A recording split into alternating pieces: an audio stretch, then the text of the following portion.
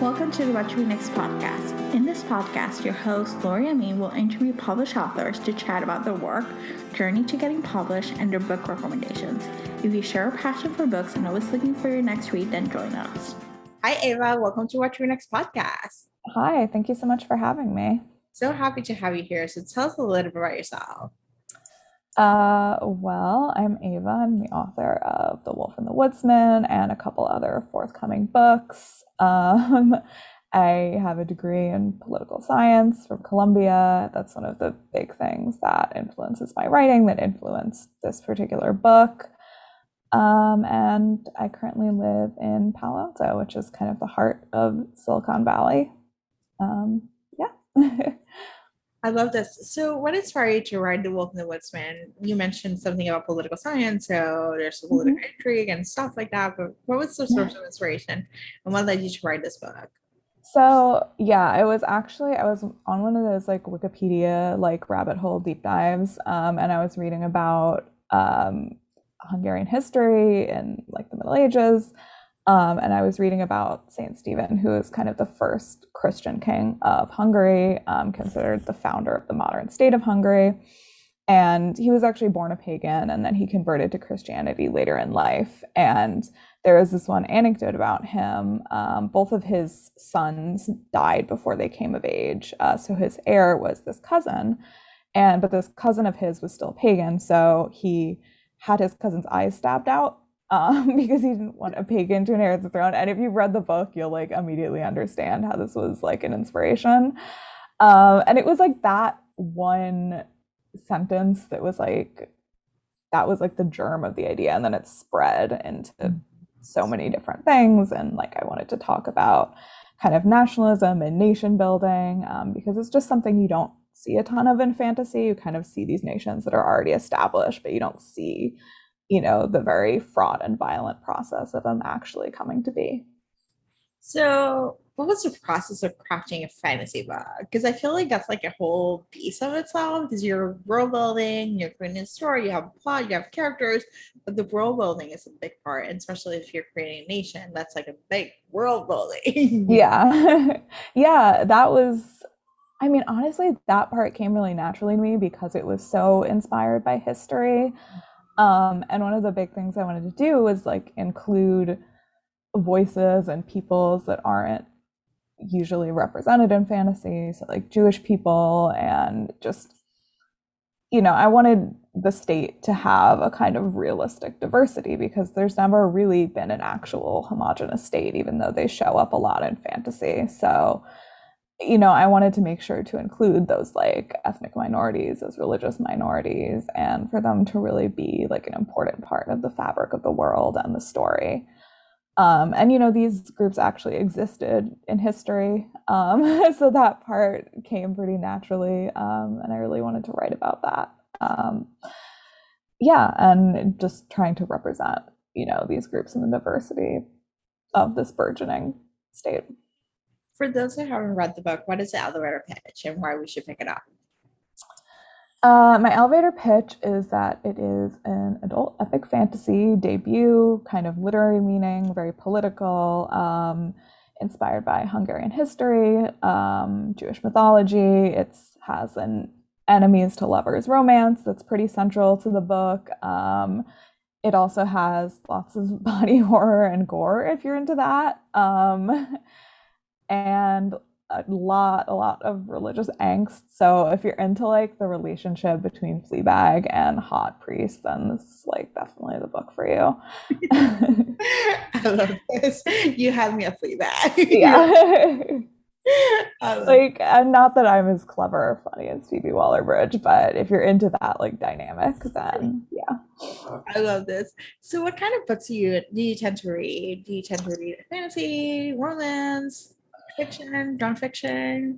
I think I read a pretty like diverse number of books. I mean, I mainly read fantasy, but I'm also super interested in like literary fiction that kind of bridges the gap between literary and genre fiction. So like Kelly Link is my favorite authors ever, Karen Russell, Carmen Maria Machado, Alice Sola Kim, people like that are probably actually my biggest inspiration. And like The Wolf and the Woodsman is the most solidly, fantasy, solidly genre fiction book I've ever written. Like my future contracted books are more kind of bridging that gap between literary and speculative, but definitely read plenty of fantasy. There's been so many great fantasy books out this year.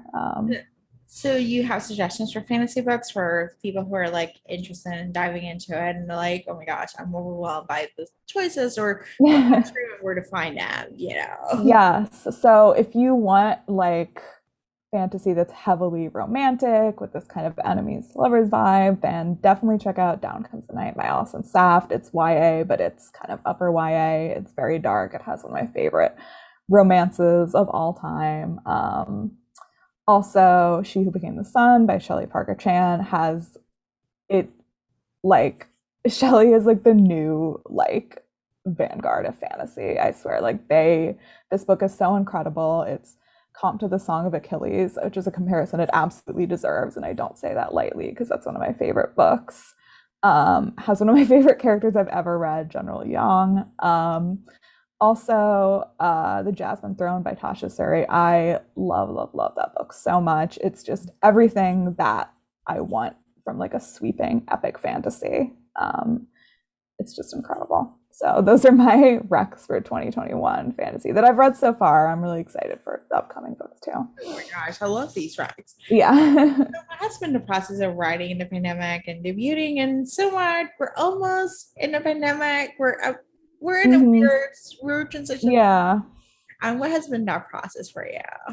Yeah, I mean, honestly, I have found writing in the pandemic to be pretty easy just because there's fewer distractions. Yeah.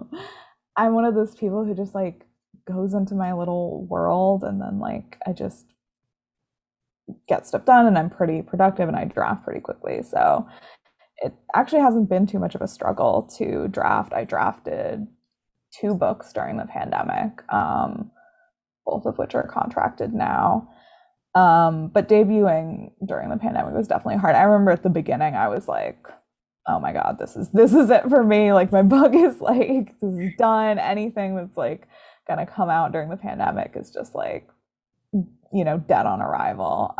But that's not true. And it's been really nice to, see kind of online events developing. And like I had my launch with Rebecca Kwong and Alex Hara, who are 2 of my favorite writers. And that's definitely not something I would have probably been able to do if it hadn't been for how much stuff has gone virtual. So I think it's like definitely been a different experience than I expected, but overall it's not as bad as my worst fears, anticipated. Yeah, I think it's something the pandemic pushed us to look at, for when it comes to virtual events, like to look at opportunities for audience to look for events that they normally wouldn't be able to go because Mhm. it's far away or it's just like you have to travel. And so that's been kind of like neat to discover new authors to do that. And also the role of social media has taken, it's more present like a book Mhm. selling, like trying Yeah. to like share the books and be like, you gotta read this and like how it spread. So but yeah, Yeah. I miss book events. I miss Mhm. like, going to the bookstore and like discovering new books. Yeah.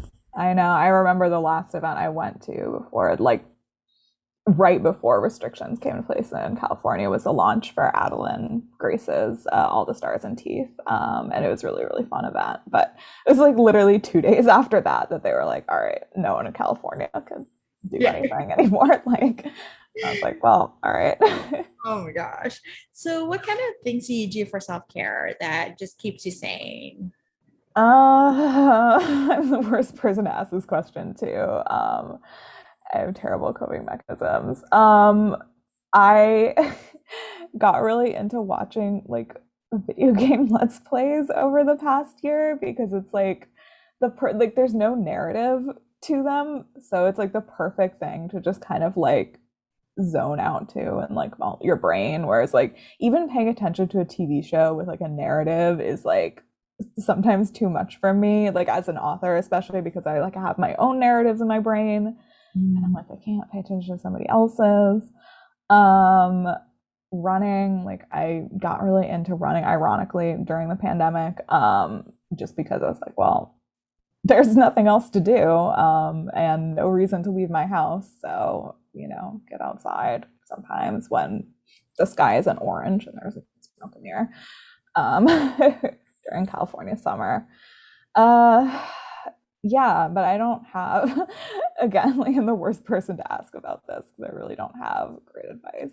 I think it's all good. Like you find your coping mechanisms that work for you, and that keep you sane. Like, even there might not be the best ones that you may. I think we should judge our coping mechanisms. Like, I think that's like the main thing. Like, let's just judge it. Like, we just do this. Like, I do things and I'm like, all right, I watch the same show over and over just because Yeah. it's like I need that company. It's like comforting. It's comforting. It's not great TV. It's not even like the TV it's not even the type of books that I look for, but it's just comforting. Like Yeah. Law and Order for me is like comfort zone. Like Yeah. I live for Olivia Benson telling me what to Yeah. so, so it's okay. Um, let's see. What was the process of like getting your book journey, like getting your book contracted, like getting it published? Um, it's interesting because it was very swift for The Wolf and the Woodsman, but for years before I queried books and had like no success and I was like very frustrated, and then I wrote this book very quickly. I wrote in about like a month, 2 months, which is actually now my typical drafting speed, but it was quick for me then when I was, 22. And then I applied to Pitch Wars and I got into Pitch Wars. And if you don't know what the program is, it's basically a program for aspiring authors, and you submit your work, and a mentor who's either an agented or published author will select you to work with, and then you revise your book, and then it's in like a showcase for agents to request. So I got into that program and I worked with my mentor, Isabella Banez. And then when the showcase came around, I got a lot of requests, and it just happened very quickly for me that I got an agent, and then the book sold a couple weeks after that. So that was like, and that was completely unexpected for me after, spending years and years of like writing and revising and getting rejected. But yeah, I was shocked by how quickly it went. I was not expecting that at all. Well, Yeah. that's congratulations. I know Thank it's like you. it's a long journey. I don't think even though Mhm. it feels like an overnight success, or just Yeah. like it was like really easily, but you had years of building your craft. You had years of Yeah. building kind of like the process of just writing. Yeah, yeah, and like I definitely want to be clear that like there's pretty much no such thing as an actual overnight success. Like even those stories that get passed around that are like so aspirational, like wrote my first book and then it went to this giant auction. Like even those usually have years and years of work behind them. I don't think I've ever met, like, I don't think I've ever encountered anyone in this industry who doesn't have a history of like at least scores of rejections, Yeah. Yeah, I think and I've interviewed hundreds of authors, and I would tell you, like, they all say the same thing. It's like there are books in the drawer, they're never gonna see the light of day. But Hmm. they're the first book, and they're the inspiration to keep going. Yeah. So like once you start writing, you keep writing. Hmm. And so there's reductions, there's a lot of like just a lot of forks in the road, a lot of like stump obstacles, or just like Hmm. trying to overcome them. So it is Hmm. okay. So Yeah, definitely. tell us where you can find you online. So I'm definitely most active on Instagram at Ava Reid. I try to post there a lot. That's another coping mechanism actually. I've been like really obsessed with like curating my grid and like taking Yay. photos and stuff. And making graphics, and my like side hustle is graphic design. So Instagram has actually been really fun for me. I'm not really on Twitter. I have a website, avasreid.com. Not on TikTok or anything like that. So Instagram is definitely the main way to find me. Okay, awesome. Thank you, Ava, for being on the show. Of course. Thank you so much for having me.